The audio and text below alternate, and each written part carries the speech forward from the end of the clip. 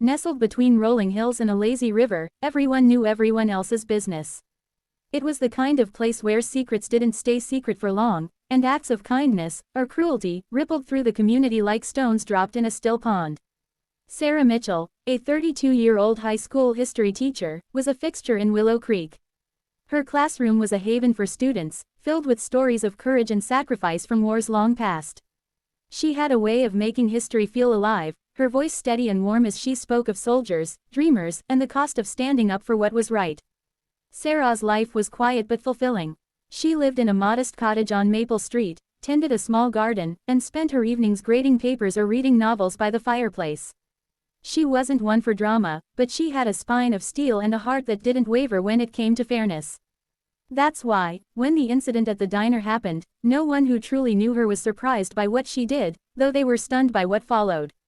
It was a crisp October morning when Sarah stopped by Millie's diner for her usual coffee and blueberry muffin before school. The diner was bustling, the air thick with the smell of bacon and the hum of conversation. At the counter sat an older man, his weathered hands wrapped around a mug. His name was Henry Callahan, a Vietnam War veteran who'd lived in Willow Creek since returning home in '73. Henry was a quiet soul, his face etched with lines that told stories he rarely shared. He wore a faded army cap, its emblem barely visible, and kept to himself, though he was always polite. That morning, a group of out-of-towners, 3 men in their 20s, loud and brash, sat in a booth near Henry. They were passing through, their pickup truck parked outside with a trailer full of camping gear. Their conversation was loud, laced with profanity, and it wasn't long before they noticed Henry's cap. One of them, a stocky man with a shaved head, leaned over and sneered, "Hey, old man, you actually fight in some war, or you just wear that hat to look tough?" Henry didn't respond, his eyes fixed on his coffee. The diner grew quieter, heads turning. Sarah, standing in line to pay, felt her stomach tighten. She knew Henry's story, bits of it, anyway, pieced together from his rare comments in town. He'd served 2 tours, lost friends, and carried scars, both visible and not. The disrespect in the man's tone was like a match to dry grass. The stocky man pressed on, egged on by his friend's laughter. "What's the matter, Grandpa? Cat got your tongue? Bet you were just a cook or something, right? No hero here." Sarah set her coffee down on the counter, her hands steady but her pulse racing. "That's enough," she said, her voice cutting through the diner like a bell. All eyes turned to her. Millie, the diner's owner, froze behind the register, her usual smile gone. The man turned, sizing Sarah up. "Mind your business, lady." "It is my business," Sarah said, stepping closer. "This man served our country while you were still in diapers. Show some respect." The diner was silent now, save for the faint sizzle of the grill. The man's friend snickered, but he wasn't laughing. "You some kinda hero worshipper. Maybe you should sit down before you regret it." Sarah didn't flinch. "I'm a teacher. I teach kids about men like him." She nodded toward Henry, who fought so people like you could run your mouth. "You don't get to disrespect him. Not here, not ever." Henry looked up then, his eyes meeting Sarah's. There was gratitude there, but also a flicker of worry. The man stood, his chair scraping the floor. "You got a big mouth for a small town nobody," he said. "Maybe you should learn to keep it shut." Millie stepped in then, her voice sharp. "Get out, all 3 of you. We don't serve your kind here." The men grumbled but left, tossing cash on the table. The diner exhaled, conversation resuming in murmurs. Sarah paid for her coffee, her hands shaking slightly now that the adrenaline was fading. Henry caught her eye as she headed for the door.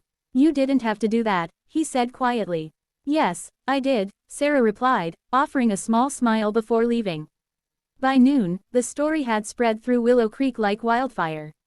Sarah's stand at the diner was the talk of the town, recounted with pride by some and concern by others.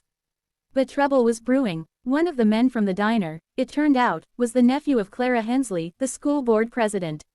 Clara was a woman who valued control above all else, and she didn't take kindly to teachers, causing a scene.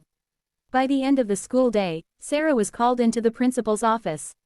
"Clara's pushing for your suspension," Principal Daniels said, his face grim.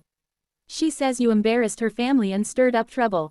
Her nephew's been spinning a different story, claiming you insulted him unprovoked." Sarah's jaw tightened. "That's a lie. I was defending Henry Callahan. Those men were harassing him." Daniels sighed. "I believe you, Sarah. Half the town does." But Clarice got influence, and she's not budging. I'm sorry, but the board's voting tonight. It doesn't look good. That evening, the school board meeting was packed. Townsfolk filled the gymnasium, some there to support Sarah, others curious or loyal to Clara. Sarah sat in the front row, her hands clasped tightly in her lap. When Clara took the podium, her voice was icy. Ms. Mitchell's behavior was unbecoming of an educator. She publicly humiliated a young man, escalating a private matter into a spectacle. We cannot tolerate such conduct. Whispers rippled through the crowd. Then, to everyone's surprise, Henry Callahan stood. He rarely spoke in public, his voice gravelly from years of silence. Sarah Mitchell stood up for me when no one else did, he said. Those men disrespected not just me, but every veteran who's ever served. She didn't start a fight, she ended one. You fire her, you're telling this town that standing up for what's right doesn't matter. The room erupted in murmurs. Clara's face reddened, but she held her ground. When the vote came, it was 4-3 against Sarah. She was fired, effective immediately. The news hit Willow Creek hard. Sarah was beloved, her classroom a place where kids felt seen and inspired. The next day, students organized a walkout, gathering outside the school with signs that read, "Keep Ms. Mitchell," and "Honor our heroes." Parents joined, then shopkeepers, then Millie from the diner. By noon, Main Street was a sea of people, young and old, chanting Sarah's name.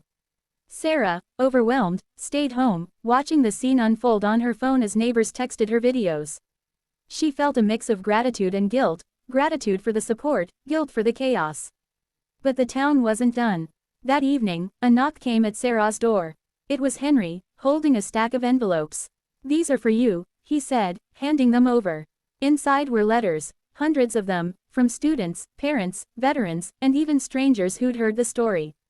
They thanked her, shared their own stories of standing up or being stood up for, and urged her not to give up. One letter, from a student named Emily, read, "You taught us that history isn't just about the past, it's about what we do now. You're my hero." Tears stung Sarah's eyes as she read. Henry sat with her, quiet but present. "This town's got your back," he said. "Don't you forget it." The next week, things took a turn no one expected. A local news station picked up the story, and it went viral. Posts on X spread like wildfire, with hashtags like #StandWithSarah and #HonorVeterans trending. People across the country sent messages of support, donated to a crowdfunding campaign for Sarah, and called for Clara's resignation. A national veterans organization reached out, offering to fund a scholarship in Sarah's name for students studying history or military service. Clara, under pressure, stepped down from the school board. The new board, led by a retired teacher who'd taught alongside Sarah's mother years ago, voted unanimously to reinstate Sarah with an apology and back pay. But Sarah wasn't ready to return, not yet. She took a month to think, to read every letter, and to talk with Henry, who'd become a friend. In that time, Willow Creek changed. The diner started a veterans wall, where locals hung photos of loved ones who'd served, Henry's among them. Students launched a history club in Sarah's honor, researching local veterans' stories. And Sarah, inspired by the letters, began writing a book about small-town courage, weaving in Henry's story and those of others she'd taught. When Sarah finally returned to the classroom, the school held a ceremony. The gymnasium was packed again, this time with cheers. Henry was there, front row, his army cap polished. As Sarah took the podium, she looked out at the faces, her students, her neighbors, her town.